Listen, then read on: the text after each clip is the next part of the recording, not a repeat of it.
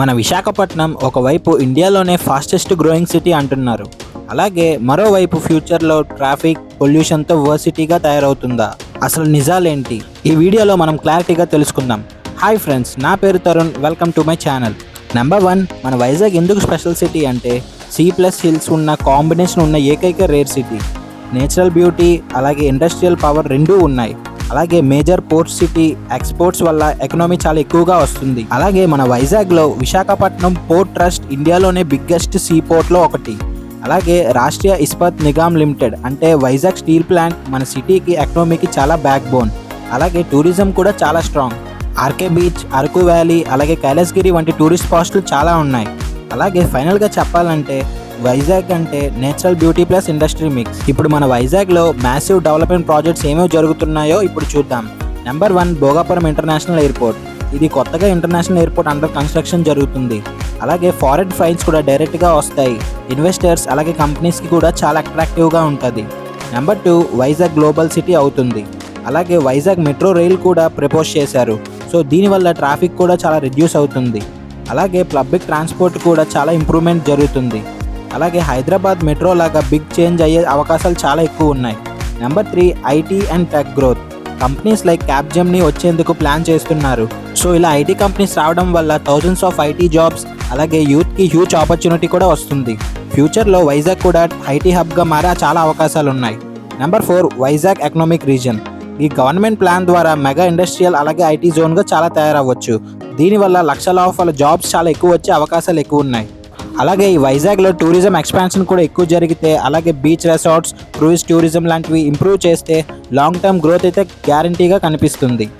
అలాగే ఈ coastal development projects బాగా డెవలప్ చేశారంటే ఫారిన్ టూరిస్టులు కూడా ఎక్కువ మంది వచ్చే అవకాశాలు ఎక్కువ ఉన్నాయి.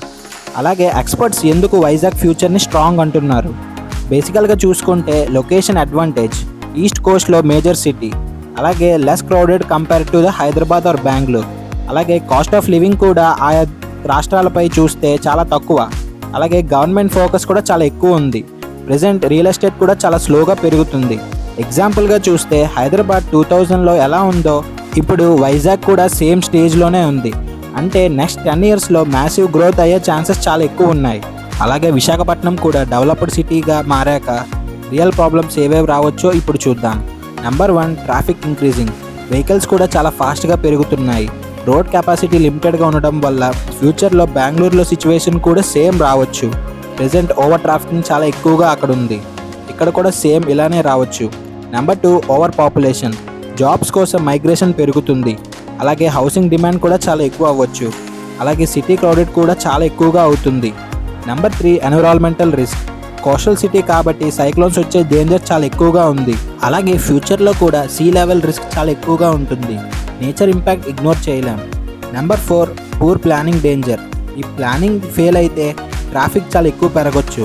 అలాగే పొల్యూషన్ కూడా చాలా ఇంక్రీజ్ అవుతుంది. అలాగే ఇన్ఫ్రాస్ట్రక్చర్ కూడా చాలా కొలాప్స్ అవ్వచ్చు. సేమ్ మిస్టేక్ లైక్ బెంగళూరులో జరిగింది. సింపుల్గా మన హైదరాబాద్ సిటీని అలాగే బెంగళూరుని కంపేర్ చేస్తే హైదరాబాద్ ప్రాపర్ ప్లానింగ్తో అద్భుతంగా సిటీని డెవలప్ చేశారు.